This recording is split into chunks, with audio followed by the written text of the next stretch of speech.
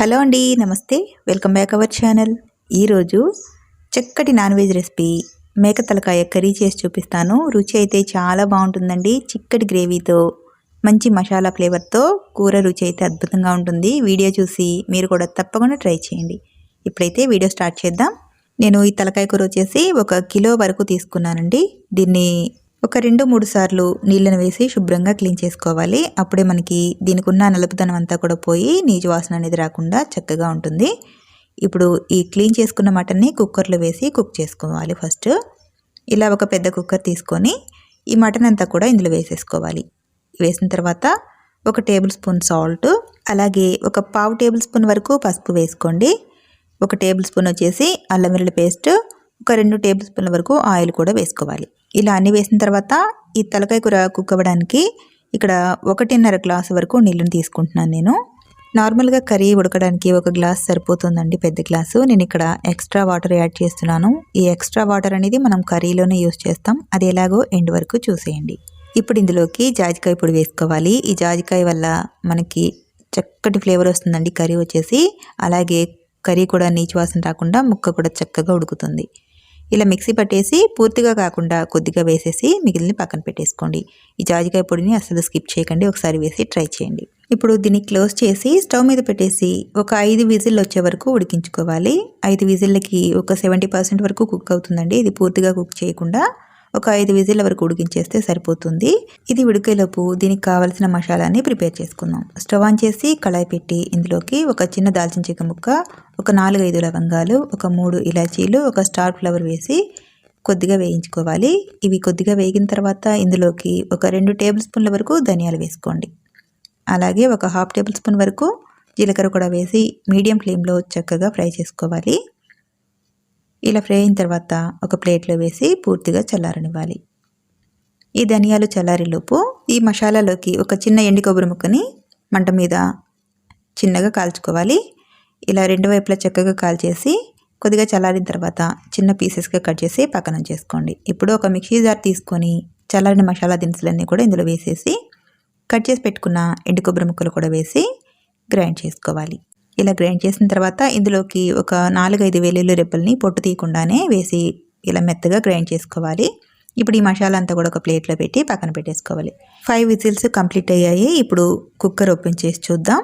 ఇందులో ఒక 5 విజిల్స్ వచ్చే వరకు కుక్ చేసాం కదా, ఒక 70% కుక్ అవుతుంది ఇందులో మటను. పూర్తిగా కర్రీ వచ్చేసి కుక్కర్లో చేయట్లేదండి, అంత రుచిగా ఉండదు. కాబట్టి నేను మిగిలిన ప్రాసెస్ అంతా కూడా బాండీలో చేసి చూపిస్తాను.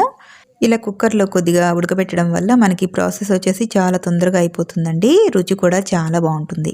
ఇప్పుడు ఇలా పక్కన పెట్టేసి స్టవ్ ఆన్ చేసి బాండీ పెట్టి ఒక 3-4 టేబుల్ స్పూన్ల ఆయిల్ వేసి ఇందులోకి లవంగాలు ఒక 3, ఒక 2 ఇలాచీలు, చిన్న దాల్చిన చెక్క ముక్క, అనాస పువ్వు 1, చిన్న స్టార్ ఫ్లవర్ ముక్క కూడా వేసి కొద్దిగా బిర్యానీ ఆకు ఇలా తుంచి వేసుకోండి.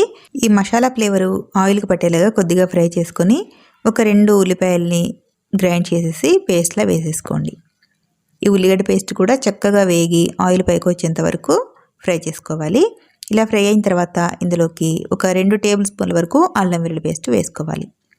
ఈ అల్లం వెల్లుల్లి పేస్ట్ కూడా పచ్చివాసన పోయేంత వరకు చక్కగా వేయించేసుకోవాలి. ఇప్పుడు ఒక 2-3 పచ్చిమిర్చిని ఇలా సన్న చీలికలుగా చీలి వేసుకోండి. ఇప్పుడు ఈ తాలింపు చక్కగా వేగిన తర్వాత ముందుగా కుక్ చేసుకున్న తలకాయ కూరని తాలింపులో వేసేసుకోవాలి. చూడండి, మనం ముందుగా ఎక్స్ట్రా వాటర్ వేసాం కదా, ఈ వాటర్ని ముక్కలు అనేవి రాకుండా ఒక గ్లాస్లో వేసేసుకోండి. ఈ వాటర్ వల్ల మనకి కర్రీ అయితే చాలా బాగుంటుందండి. ఆ వాటర్ పక్కన ఉంచేసి ఓన్లీ ముక్కల వరకే ఈ తాలింపులో వేసేసుకోవాలి. ఇలా మొత్తం కూడా వేసిన తర్వాత ఒకసారి తాలింపు అంతా ముక్కలకు పట్టేలాగా బాగా మిక్స్ చేసుకోవాలి. ఇలా కలిపిన తర్వాత మూత పెట్టి ఒక 5 నిమిషాలు మగ్గించాలి. ఈ ముక్కలన్నీ కూడా ఆయిల్లో కొద్దిగా వేగినట్టుగా ఫ్రై చేసుకుంటే టేస్ట్ బాగుంటుందండి. తర్వాత ఓపెన్ చేసి మరొకసారి మిక్స్ చేసుకొని ఇప్పుడు ఇందులోకి సాల్ట్ అడ్జస్ట్ చేసుకోవాలి. ముందుగా కొద్దిగా వేసి కుక్ చేసాం కాబట్టి చూసి వేసుకోండి. అలాగే ఒక 1/2 స్పూన్ వరకు పసుపు, ఒక 4 టేబుల్ స్పూన్ల వరకు కారం పొడి వేసుకోవాలి. ఇందులో కొంచెం స్పైసీగా ఉంటే కర్రీ బాగుంటుందండి, మీరు తినే స్పైసీని బట్టి వేసుకోండి. ఇలా మొత్తం కూడా ఒకసారి ఉప్పు కారం కలిపిన తర్వాత ఒక 2 టమాటాలని మెత్తగా పేస్ట్ లాగా చేసి ఇందులో వేసేసుకోవాలి. ఇప్పుడు ఈ టమాటా పేస్ట్ కూడా ముక్కలకు పట్టేలాగా ఒకసారి కలిపేసి మూత పెట్టి ఒక 5 నిమిషాల వరకు మగ్గించాలి. ఒక 5 నిమిషాల తర్వాత టమాటా పేస్ట్ అంతా కూడా పచ్చివాసన పోయి చక్కగా మగ్గిపోతుంది. మరొకసారి మిక్స్ చేసుకొని ఇప్పుడు ఇందులోకి కొద్దిగంత చింతపండు రసాన్ని యాడ్ చేసుకోవాలండి. పులుపు కొంచెం తక్కువగా ఉండేలాగా ఒక పావు కప్పు వరకు వేసుకుంటే సరిపోతుందండి. కూర అనేది చప్పదనం లేకుండా ఉంటుంది. ఇప్పుడు ఇందులోకి ముందుగా పక్కకు తీసి పెట్టుకున్నాం కదా తలకాయ కూర ఉడకబెట్టిన వాటరు, అవి ఇందులో వేసేసుకోవాలి. ఈ వాటర్ వల్ల మనకి కర్రీ చాలా బాగుంటుందండి. చక్కటి మసాలా ఫ్లేవర్తో కూర చప్పదనం లేకుండా చాలా బాగుంటుంది. ఇలా ఈ వాటర్ ఇలా వేసి చేయడం వల్ల అద్భుతంగా ఉంటుంది. ఇలా కలిపి మూత పెట్టి ఒక 5 నిమిషాలు మగ్గించాలి. 5 నిమిషాల తర్వాత ఒకసారి ఓపెన్ చేసి కూరంతా కూడా ఒకసారి కలుపుదాం. చూడండి గ్రేవీ వచ్చేసి చిక్కబడింది కదా. ఇప్పుడు ఇందులోకి ముందుగా ప్రిపేర్ చేసి పెట్టుకున్న మసాలా పొడి వేసేసుకోవాలి. ఈ మసాలా పొడి కొద్దిగా వేసిన తర్వాత మీడియం ఫ్లేమ్లో పెట్టేసి ఇదంతా మిక్స్ చేసి మూత పెట్టి ఒక 2-3 నిమిషాలు ఉడికించుకోవాలి. అలా 2-3 నిమిషాలు ముందుగా మసాలా వేసి ఉడకబెట్టడం వల్ల ముక్కకి మసాలా చక్కగా పడుతుంది గ్రేవీకి కూడా. ఆ తర్వాత ఓపెన్ చేసి సన్నగా కట్ చేసి పెట్టుకున్న కొత్తిమీర వేసేసి మిక్స్ చేసి ఒక 2 నిమిషాలు ఉంచేసామంటే ఎంతో రుచిగా ఉండే మేక తలకాయ కూర రెడీ అయిపోతుంది. కూర చూసారా చక్కగా కలర్ఫుల్గా ఉంది. మసాలా ఫ్లేవర్ అయితే అదిరిపోతుందండి.